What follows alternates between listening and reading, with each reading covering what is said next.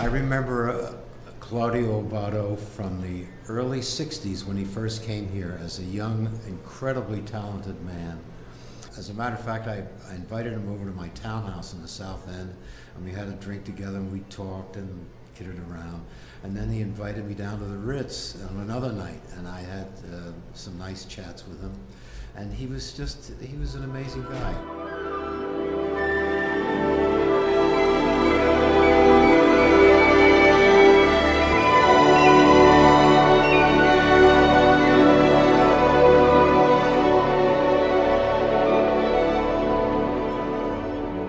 The first thing I noticed about Claudio Abbado when he walked on stage was he's not a tall man.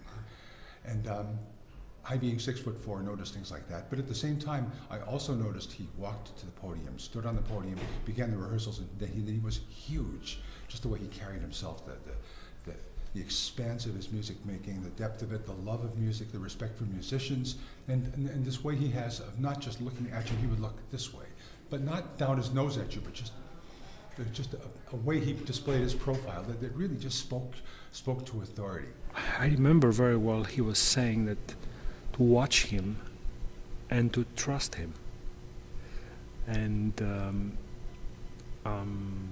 the minute we did that, the whole experience, the music making was so great, it was unbelievable. I will never forget it. I remember that the way he was looking at us, and the minute we raise our heads and we start looking at him, the colors that he could bring, the expressive hands that he had, he was an unforgettable experience. I was a fellow at the Tanglewood Music Center in 1999, and Seiji Ozawa had created this exchange program between the Gustav Mahler Youth Orchestra and TMC that summer.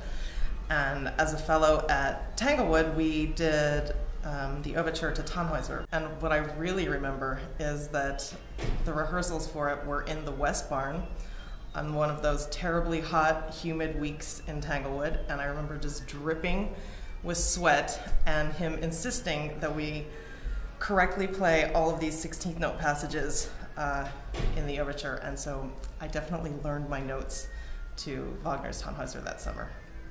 A moment in that piece that I remember most is not even really the music, it's how he had the chorus stand at the end, which was almost chilling. It was on an upbeat. I remember it was on an upbeat, and it was like a button had been pushed, and they all stood at exactly the same second. And to this day, I still get chills when I think about it. Of all the moments in that piece, he, every bit of it was so important. Having been in the orchestra 37.5 years, but who's counting?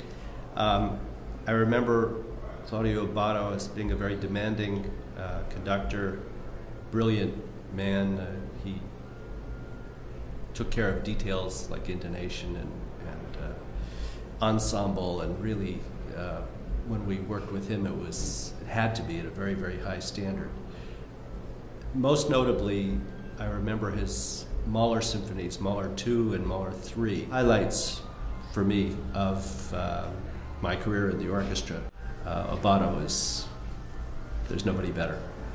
You know, everyone knew him as a generous musician, as a very serious musician, as a very principled musician, as a genius with his hands. You know, I mean, it's rare that you get maestros who are both brilliant physically, but yet have that kind of gravity in their musicianship. I think that's why he became such an important figure, because there was nothing missing with him. And there was a spirituality and a profundity to every time that I performed with him, with that group. And it really stuck with me and has inspired me ever since. He walked on stage and he knew we would play. We knew we would play. When you do that, we played. We simply played. Just the authority, the depth, the belief in himself, the belief in us, the belief in music, the complete package. And we will miss it.